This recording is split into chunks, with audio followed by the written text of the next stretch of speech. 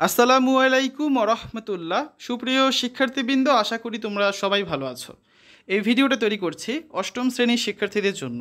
2024 সালের অষ্টম শ্রেণীর ষান্মাসিক মূল্যায়নের ইসলাম শিক্ষা বিষয়ের পরীক্ষাটা হবে 10 জুলাই।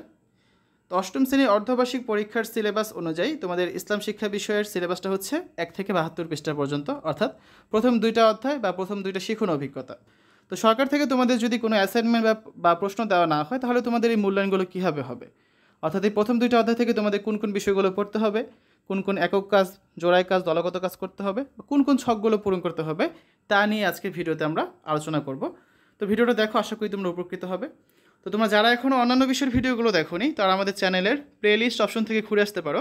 সেখানে তোমরা অষ্টম শ্রেণীর বাংলা, ইংরেজি, গণিত, বিজ্ঞান, ডিজিটাল প্রযুক্তি, স্বাস্থ্য সুরক্ষা, জীবন ও জীবিকা, ইসলাম শিক্ষা, শিল্প ও সংস্কৃতি এবং ইতিহাস ও সামাজিক বিজ্ঞান, প্রত্যেকটা বিষয়ের জন্যই আলাদা আলাদা করে প্লে লিস্ট পেয়ে যাচ্ছ। তো সেখান থেকে তোমাদের যে যে বিষয়ের ভিডিও দরকার খুব সহজেই তোমরা দেখে নিতে পারবে। প্রথমে তোমাদের সূচিপত্র দেখে নেওয়া যাক। অধ্যায় 1-এ রয়েছে আকাইদ, আল্লাহর পরিচয়, রাসূলগণের প্রতি ঈমান, খতমে নবুয়াত, ঈসা আলাইহিসসালাম ও ইমাম মাহদী আলাইহিসসালামের আগমন, আখিরাতের প্রতি ঈমান, কিয়ামত, তাকদীরের প্রতি ঈমান, শাফাআত এবং শিরক। অধ্যায় 2-এ রয়েছে ইবাদত, যার অন্তর্গত হচ্ছে সালাত, সাওম, জাকাত, হজ। ঠিক আছে, এই বিষয়গুলো সম্পর্কে তোমাদের জানতে হবে ষান্মাসিক মূল্যায়নের জন্য। তো প্রথম যে কাজটা আছে, তোমাদের বইয়ের প্রথম পৃষ্ঠাতে কাজটা আছে যে আকাইদ সম্পর্কে তোমরা কী কী জানো। সো আকাইদ কী, আকাদের পরিচয় কী, এই বিষয় সম্পর্কে তোমাদের কিন্তু প্রশ্ন আসতে পারে পরীক্ষায়। তারপর আল্লাহর পরিচয় সম্পর্কে তোমরা জানবে, এখান থেকে হচ্ছে তোমাদের প্রশ্ন করতে পারে যে আল্লাহর পরিচয় ব্যাখ্যা করো, আল্লাহর পরিচয় সম্পর্কে যা জানো লেখো। তারপর দ্বিতীয় পৃষ্ঠা একটা জোড়াই কাজ আছে, আল্লাহু তাওয়াবুন, মহান আল্লাহর এই নামের শিক্ষা তোমার বা তোমাদের কর্মে বাস্তবায়নে কী কী করতে পারো তার একটি তালিকা তৈরি করো। তো শিক্ষার্থীরা, তোমাদের এই যে ইসলাম শিক্ষা বইয়ে যতগুলো একক কাজ, জোড়াই কাজ বা ছক আছে, যত ধরনের সমস্যা আছে তার সমাধান কিন্তু আমরা ইতিমধ্যে দিয়ে দিয়েছি।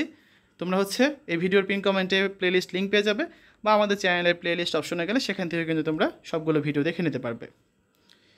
তারপর আরেকটা জোড়াই কাজ আছে, দেখো, মহান আল্লাহর পরিচয় তথা আসমাউল হুসনা জানার মাধ্যমে আল্লাহ সম্পর্কে তোমার নতুন যে যে বিশ্বাস তৈরি হলো। একটা লিখে দেওয়া আছে, যেমন আমরা যদি আন্তরিকভাবে অনুতপ্ত হয়ে আল্লাহর কাছে ক্ষমা চাই, আল্লাহ আমাদের গুনাহ মাফ করে দেবেন। বাকিগুলো হচ্ছে তোমাদের লিখতে হবে। এই কাজটা আছে তোমাদের বইয়ের 5 পৃষ্ঠায়। তারপর একটা প্রতিফলন ডায়েরি লিখতে হবে, যে মহান আল্লাহ সম্পর্কে বর্ণিত বিশ্বাসের ফলে আমার চরিত্রে যেসব গুণের প্রতিফলন ও চর্চা অব্যাহত রাখবো, এই প্রতিফলন ডায়েরিটা তোমরা লিখবে। এরপর আছে কি, যেসব বিশ্বাস ও কাজের মাধ্যমে রাসূলগণের প্রতি আমার ঈমান দৃঢ় করব, এই শিরোনামের আলোকে হচ্ছে তোমরা এই ছকটা পূরণ করবে এবং সেটা প্রতিফলন ডায়েরিতে হচ্ছে লিখবে। ঠিক আছে, এই কাজটা আছে তোমাদের বইয়ের 10 নম্বর পৃষ্ঠায়। এরপর খতমে নবুয়ত সম্পর্কে পড়বে। একটা জোড়ায় কাজ বা দলগত কাজ আছে যেটা তোমাদের উপস্থাপন করতে হবে, যে মহানবী হযরত মুহাম্মদ সাল্লাল্লাহু আলাইহি সাল্লাম আল্লাহ তাআলার পক্ষ থেকে প্রেরিত সর্বশেষ নবী, এই শিরোনামের আলোকে হচ্ছে তোমরা আলোচনা করে আল কুরআন ও হাদিসের বাণীসমূহ ছোট ছোট কাগজে অর্থসহ লিখবে। এই কাজটা আছে তোমাদের বইয়ের 13 নম্বর পৃষ্ঠায়। তারপর আখিরাতের প্রতি ঈমান, এই বিষয়টা তোমরা পড়বে এবং এর আলোকে একটা কাজ আছে 15 নম্বর পৃষ্ঠায়, যে কিয়ামত দিবসের তাৎপর্য এবং আমার বিশ্বাস। উল্লিখিত শিরোনামের আলোকে তোমরা প্যানেল বা জোড়ায় আলোচনা করো। ঠিক আছে, তারপর প্রথম অধ্যায়ে আরেকটা ভারী কাজ রয়েছে, যেটা হচ্ছে কি, কিয়ামত সম্পর্কে পরিবারের বয়োজ্যেষ্ঠ সদস্যদের ধারণা। অর্থাৎ তুমি তোমার পরিবারের সদস্য বা প্রতিবেশী বা সহপাঠীদের কাছ থেকে কিয়ামত সম্পর্কে ধারণা জানবে এবং সেটা হচ্ছে এখানে লিপিবদ্ধ করবে। যেমন তোমার বড় ভাই বলেছে ইসরাফিল আলাইহিস সালামের সিংগায় ফুৎকারের মাধ্যমে কিয়ামত শুরু হবে। এভাবে করে সকলের থেকে তথ্যগুলো নিয়ে এই ছকটা পূরণ করতে হবে। তো 16 পৃষ্ঠার এই কাজটা তোমাকে করতে হবে। এরপরে দলগত আলোচনা আছে, পুনরুত্থান দিবসে আল্লাহর রহমত প্রাপ্তি এবং আযাব থেকে দূরে থাকার জন্য কী কী করণীয় আমাদের আছে। তো এই জন্য তুমি কী কী কাজ করবে, কী কী কাজ থেকে দূরে থাকবে, সেই বিষয়টা তালিকা তৈরি করতে হবে। এই তালিকা তৈরি করাটা আমরা শিখবো, যেটা আছে তোমাদের বইয়ের 18 পৃষ্ঠায়। তো আমরা যে যে কাজ করব, যে যে কাজ করব না, সেই বিষয়টা হচ্ছে আমরা ছকে উপস্থাপন করব। তারপর তাকদীরের প্রতি ঈমান, আমরা একটা জোড়ায় আলোচনা করব এখানে, যে তাকদীরে বিশ্বাসের ফলে আমাদের জীবনে কী কী ধরনের পরিবর্তন হতে পারে বলে আমরা মনে করি, সেই বিষয়গুলো আমাদের জানতে হবে। যেমন আল্লাহ তাআলার উপর আমাদের তাওয়াক্কুল বেড়ে যাবে। তো এই ছকটা আমরা পূরণ করব। 19 পৃষ্ঠায় এই কাজটা আছে। 22 পৃষ্ঠায় আরেকটা জোড়ায় আলোচনা আছে, যে পরকালে শাফাত লাভের জন্য ব্যক্তি, পরিবার, বিদ্যালয় ও সমাজ জীবনে আমি যেসব ভালো কাজ করব এবং যেসব মন্দ কাজ পরিহার করব। তো আলাদা আলাদা ক্ষেত্র আছে, ব্যক্তিগত ক্ষেত্রে, পরিবার ক্ষেত্রে, বিদ্যালয়ের ক্ষেত্রে প্রত্যেকটা ক্ষেত্রের জন্য তুমি যেসব ভালো কাজ করবে, যেসব মন্দ কাজ করবে, পরিহার করবে সেসব ভালো কাজ করা এবং মন্দ কাজ পরিহার করার বিষয়গুলো তোমাকে কিন্তু জানতে হবে।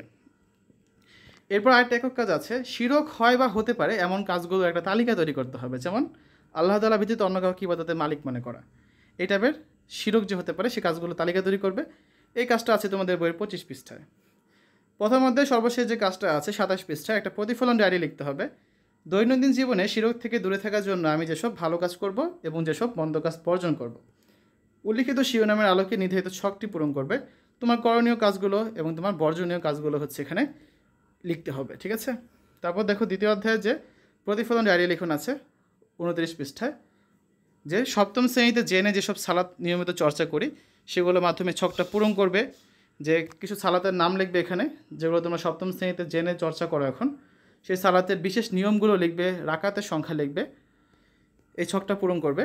তারপর একটা প্রতিফলন ডায়েরি রয়েছে, সালাত সংক্রান্ত শিক্ষকের বর্ণিত ঘটনা বা গল্পের শিক্ষা আমার নিজের জীবনে যেভাবে প্রয়োগ করতে চাই এই সম্পর্কে হচ্ছে তোমরা এটা প্রতিফলন ডায়েরি লিখবে। তারপর নফল সালাতের গুরুত্ব, এই টপিকটা তোমাদের পড়তে হবে। তো এই কাজটা আছে তোমাদের বইয়ের 30 পৃষ্ঠায়। একটা দলীয় আলোচনা আছে, সালাতেই আমার চোখে শীতলতা দান করা হয়েছে, এই বিষয়টা তোমাদের ব্যাখ্যা করতে বলা হতে পারে, তো এই বিষয়টা তোমাদের জানতে হবে। তারপর দেখো 31 পৃষ্ঠা একটা বাড়ির কাজ আছে, ফরজ সালাতের পাশাপাশি আর যেসব সালাত তুমি আদায় করতে পারবে এই জন্য তোমাকে হচ্ছে অনেক ধরনের সালাত এখানে দেওয়া আছে, সালাতের নিয়ম দেওয়া আছে, সেগুলো তোমাকে জানতে হবে। কিছু নফল সালাত সম্পর্কে বলা আছে, সেই বিষয়গুলো তোমরা এখান থেকে পড়ে নেবে। এরপর দেখো একটা একক কাজ আছে অনুশীলন, তোমরা শিক্ষকের আলোচনার মাধ্যমে যে যে সালাতের নিয়ম জেনেছো সেই সালাতসমূহ শিক্ষকের নির্দেশনা মোতাবেক নির্ধারিত স্থানে অনুশীলন করবে। তোমাদের প্র্যাকটিক্যালি এই কাজটা কিন্তু করতে দিতে পারে তোমাদের মূল্যায়নের ক্ষেত্রে। তারপর পাঠ্যপুস্তকে নিম্নে উল্লিখিত সালাতসমূহ নির্ধারিত সময় আদায় করে নিয়মিত অভ্যাসে পরিণত করি, এই যে ছকটা আছে ছকটা তোমরা পূরণ করবে, সালাতের নামগুলো লিখবে এবং সালাত আদায়ের নিয়ম এখানে তোমাদের লিখতে হবে, ঠিক আছে। তো এই বিষয়গুলো তোমাদের কিন্তু জানতে হবে। এই ছকটা পূরণ করবে 34 পৃষ্ঠার। তারপর হচ্ছে 35 পৃষ্ঠা আরেকটা ছক আছে, স্মৃতির পাতায় সাওম, যে রমজান মাসে তুমি কি কার্যক্রমগুলো করেছো, বিগত রমজানে তুমি যা যা করেছো এই বিষয়গুলো হচ্ছে লিখবে। 39 পৃষ্ঠা একটা একক কাজ আছে, নিজেকে পরিশুদ্ধ করি, রমজান মাসে যে ইবাদতগুলো অভ্যাসে পরিণত করেছি সেগুলো হচ্ছে তোমাকে এখানে লিখতে হবে। এরপর একটা প্রতিফলন ডায়েরি লিখন আছে, যেটা আছে তোমাদের বই 41 পৃষ্ঠায়, যে লাইলাতুল কদরের রাতে তুমি কি কি ইবাদত করবে সেই বিষয়গুলো তোমাকে কিন্তু জানতে হবে, ঠিক আছে। কিছু প্রশ্ন আছে এখানে লাইলাতুল কদর সম্পর্কিত, এই প্রশ্নগুলো উত্তরে তোমাদের কিন্তু শিখতে হবে। 44 পৃষ্ঠাটা দলগত কাজ আছে, ঈদের দিনে আমাদের করণীয় এবং বর্জনীয় ঘটনাগুলো, ঈদের দিনে আমরা যে সকল কাজ করব সেগুলো এখানে লিখব, আর ঈদের দিনে আমাদের যেগুলো বর্জনীয় কাজ সেগুলো হচ্ছে আমরা এই ঘরে লিখব। এরপর একটা বাড়ির কাজ আছে, সাওমের শিক্ষা চর্চার কৌশল, সাওমের শিক্ষা বা তাৎপর্য তোমার বাস্তব জীবনে বা দৈনন্দিন কাজে কীভাবে অনুশীলন বা চর্চা করবে তার একটি কর্ম পরিকল্পনা প্রণয়ন করতে হবে, ঠিক আছে। এই জন্য তোমরা এই ছকটা কিন্তু ব্যবহার করতে পারো। তো এটা আছে তোমাদের বইয়ের 46 পৃষ্ঠায়।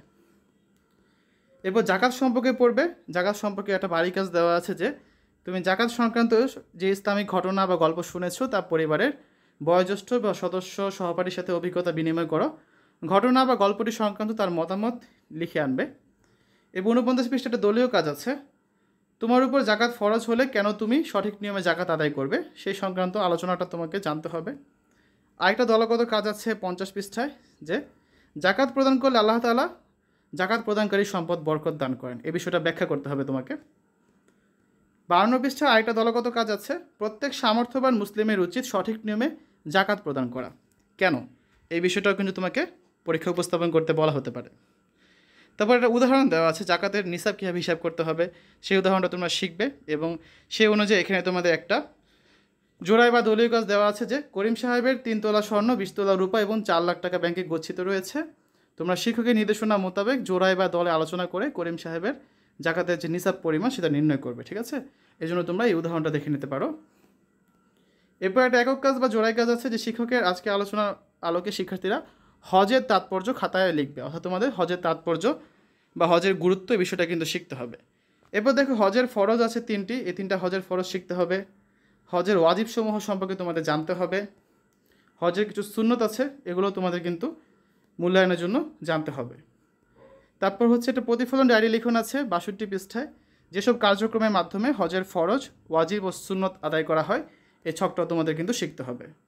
হজ ফরজ হওয়ার 5টা শর্ত আছে, এই শর্তগুলো তোমাকে জানতে হবে।